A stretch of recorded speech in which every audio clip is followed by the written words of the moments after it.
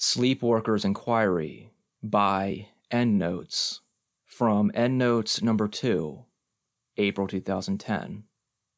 This morning, floating through that state between sleep and consciousness, where you can become aware of the content of your dreams immediately before waking, I realized that I was dreaming in code again.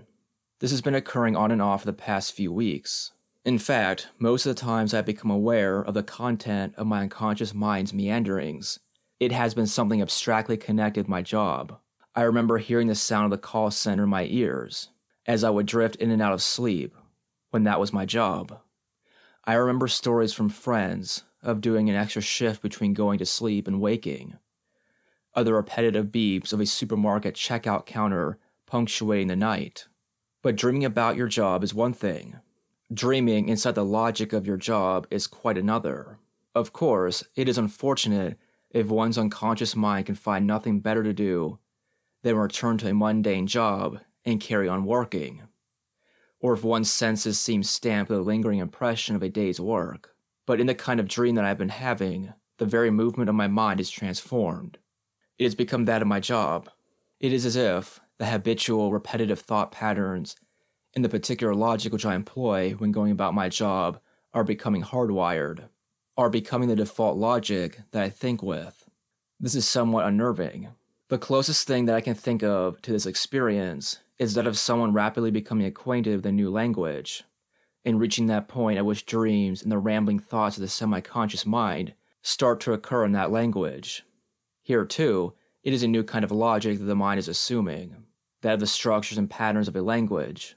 And here, too, the mind is able to scan across its own processes with a pseudo-objectivity and determine the nature of their logic as something particular, something which does not yet possess the whole mind, but inhabits it and takes command of its resources.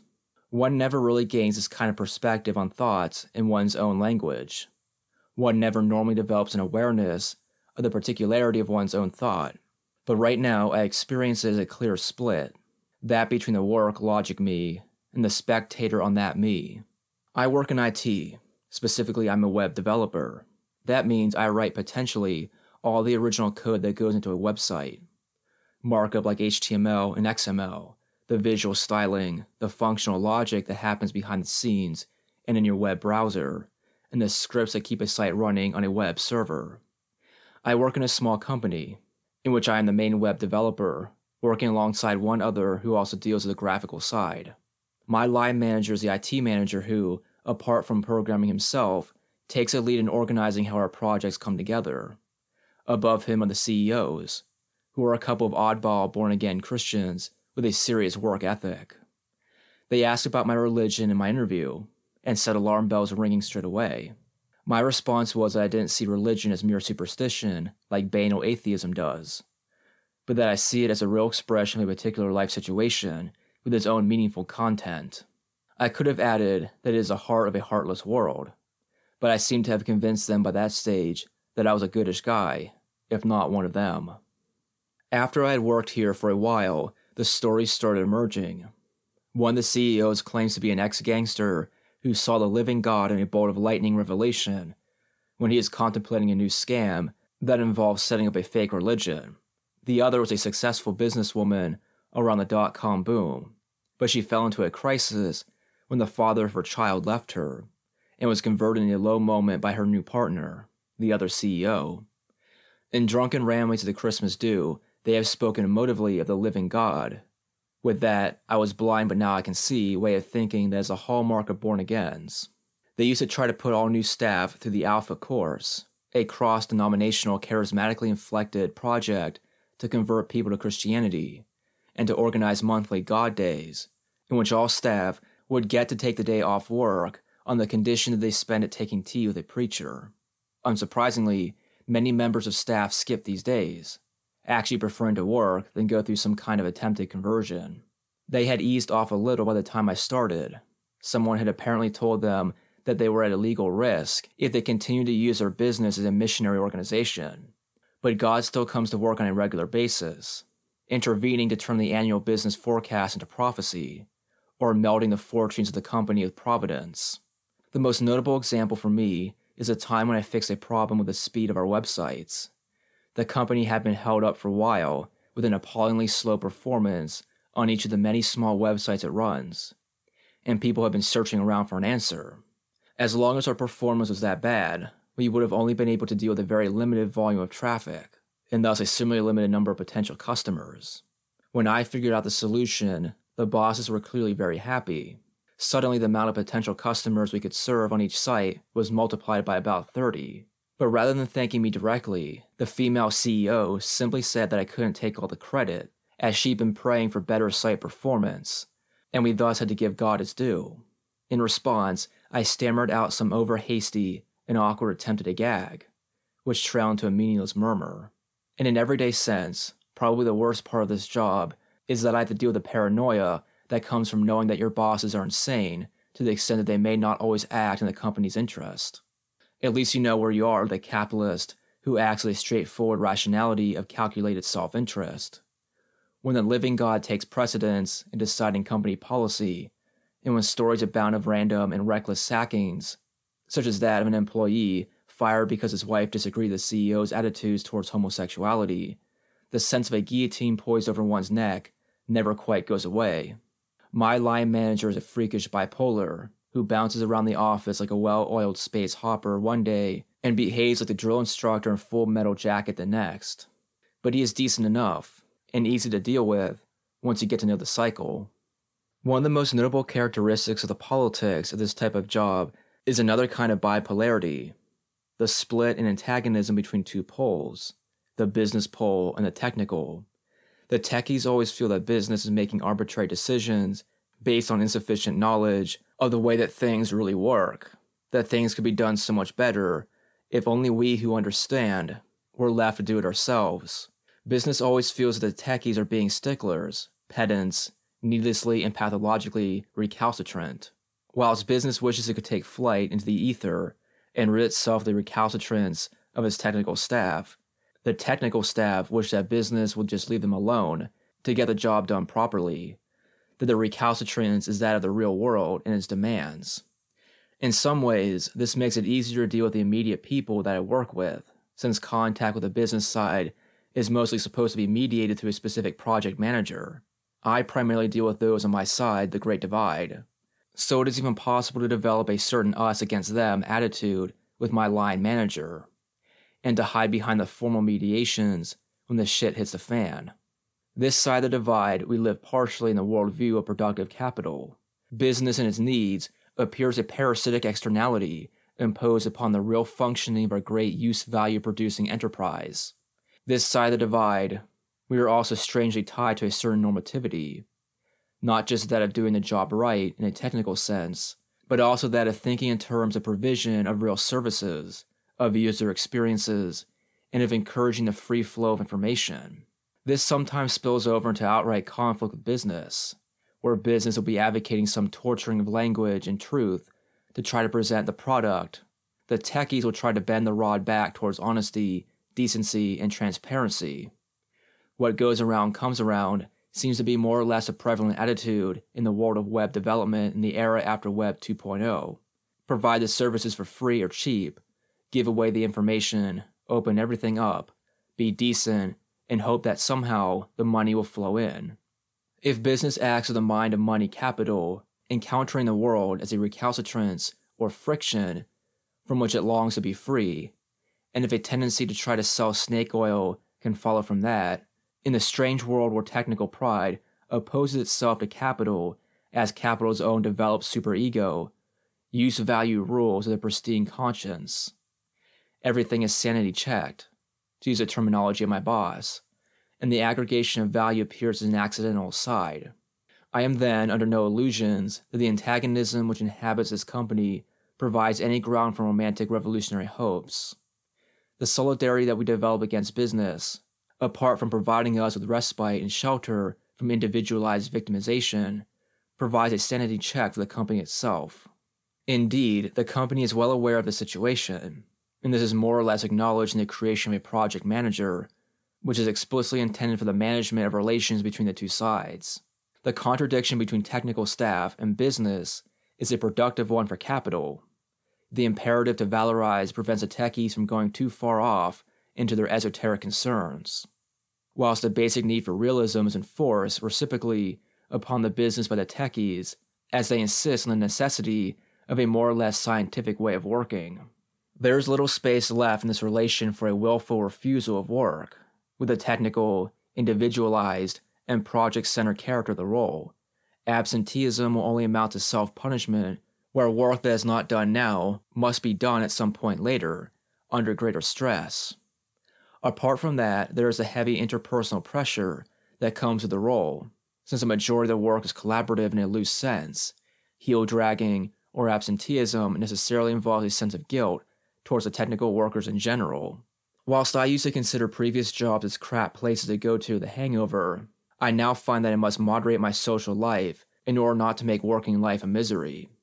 Sabotage also is hardly on the cards, not because of some alleged pride, which comes with being a skilled worker, but because of the nature of the product that I am providing. While sabotage in a production line may be a rational technique, where one's work resembles more that of the artisan, to sabotage would be to make one's own life harder. One hears of freelancers and contractors who intentionally write unmaintainable and unmanageable spaghetti code in order to keep themselves in jobs. This technique may make sense where jobs rely heavily on particular individuals, but where one works in a typical contemporary development team that employs such group-focused and feedback-centered IT management methodologies as agile and extreme programming, and where ownership of a project is always collective, high-quality, clearly readable code as a normative priority that goes beyond whatever simple feelings one might have about doing one's job well. Of course, there is that banal level in which I drag myself reluctantly out of bed, strike off as early as I can, and push my luck in terms of punctuality, on which I try to make work time my time as much as possible, by listening to my iPod while working, sneaking bits of reading time into my working day, or having discreet conversations with friends over the net. This sort of thing is the real fodder of workers' enquiry, but the bottom line recalcitrance here is simply that. It is on the same kind of level as the recalcitrance of the human body to work pressure. Capital has never been able to make people work a regular 24-hour day, or even close, and people will always test a permissible limit to their own working day. Such is the fundamental logic of the capital-labor relation, and it does not take the pseudo-sociology of workers' enquiry to uncover it. Such actions will only ever take place in the framework of what is permissible in a given job, and indeed are defined by this framework. The apparent insubordination of my frequent lateness would soon turn to naught if it threatened my livelihood. And the attendant social pressures that come with this job are such that whatever time I can claim back through slack behavior is more than made up for when the deadline approaches on a project and I work unpaid extra hours into the evening or start work in the middle of the night to fix servers when nobody is using them. It is only when sickness comes and I am rendered involuntarily incapable of work that I really regain any extra time for myself. It is a strange thing to rejoice at the onset of the flu, in the thought that, in the haze of convalescence, one may finally be able to catch up on a few things that have been pushed aside by work. Here, illness indeed appears as a weapon, but one that fights its own battle, not wielded by the erstwhile aggressor. Yet I wonder sometimes whether the sickness itself can be seen as merely pathological, a contingency imposed upon the body from without. The illness that comes sometimes feels almost willed, a holiday that the body demands for itself. Perhaps there's a continuity between genuine illness and the man flu that a matronly tempting agent once accused me of when I willfully ducked out of work for a week on hammy claims to terrible sickness. It is at least certain that if sickness is all that we have, there is little hope here for meaningful resistance. If then, workers' inquiry is about unearthing a secret history of micro-rebellions, exposing the possibilities for struggle and the fine grain of lived experience, and in the process, bringing consciousness of this to oneself as well as other workers, this is workers' enquiry in the cynical mode. We struggle. We are recalcitrant. But as techies against business, our struggle and our recalcitrance are integral to the movement of capital. And as workers against capital, our struggle has absolutely no horizon, and indeed, is barely struggle at all. Our day-to-day interest as workers is, in the most part, practically aligned with that of this particular capital. If programmers are a vanguard in the enshrinement of use value, of technological libertarianism, of collaborative work, of moralistic best practices, of the freedom of information, it is because all of these things are posited as necessary in the movement of capital. The systematic normativity with which our working practice is shot through is merely a universalization of capital's own logic. Just as social capital posits its own constraint in the form of the state in order to not destroy itself through the rapacious self-interest of each individual capital, after an early period of ugly coding due to the fragmentation of the internet into a babel of different platforms, browsers, and languages, a consensus formed in the development world that standards were important. Central to these standards is an idea of universalism. Anything that adheres to these standards should work and be supported. If you don't adhere to these standards, you are asking for trouble, and it is your own fault if you find yourself pissing your capital away up a technological back alley. Microsoft became a pariah due to their continual contempt for these standards, and their penchant for developing proprietary annexes on the great public space of the net. Developers began to proudly support web standard badges on their personal sites, and to become vocal advocates for technologies like Mozilla's Firefox, which, apart from the fact that it is open source, always beat Internet Explorer hands down in terms of standards compliance. Standards became enshrined in the moral universe of the developer, even above open source. To adhere to standards is to take the standpoint of a moral absolute, whilst to diverge from them is a graceless fall into the particularistic interests of specific groups. The universality of working practices became the particular imperative of informational capital, a duty to the invisible church of the internet. While some of these traits that come with the particularly collective character of work do not occur in the same way for the freelancer, being your own boss tends to amount literally to imposing upon oneself what can otherwise be left to others. I have worked freelance a little before this job, and also in my spare time whilst doing this job, and the very thought of such work now causes my soul to wither a little.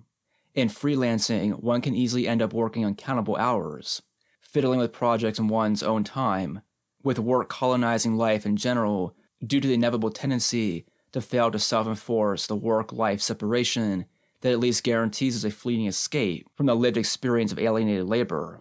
At least, when I walk out of the office, I enter the world of non-work.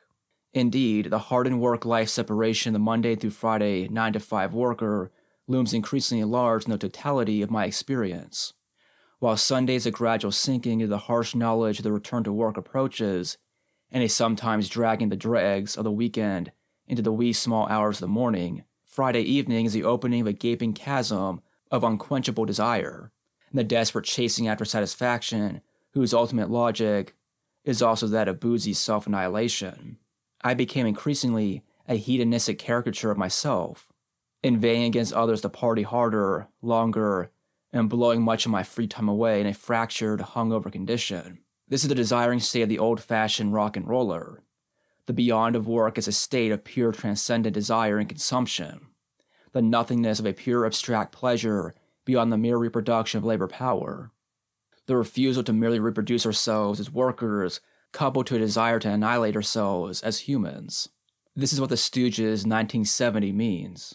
But when I'm lying in that splintered early morning consciousness the night after partying, slipping in and out of dreams, and as a previous night's fleeting attempt at liberation recedes, I often find that I am dreaming in code. It can be one of various kinds of code, any of those that I work with.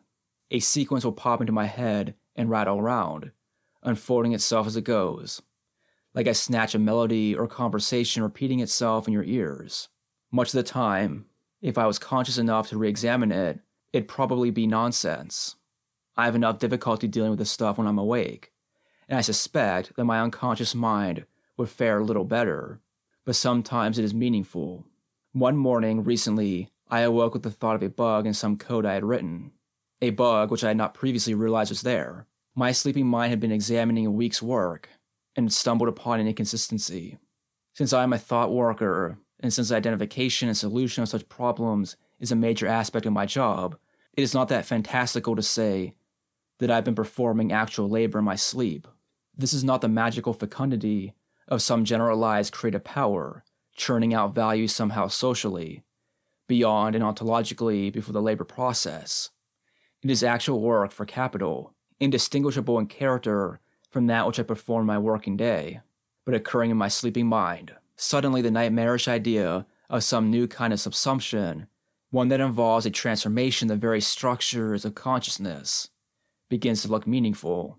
Indeed, I find that standard paths of thought seem increasingly burned into my mind.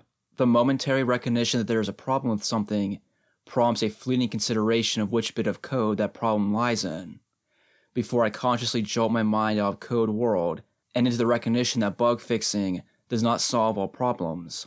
Comical as it sounds, there is something terrifying here. Beyond the specific syntax of a language, isn't a particular logic or way of operating that is brought into play when one thinks in this way.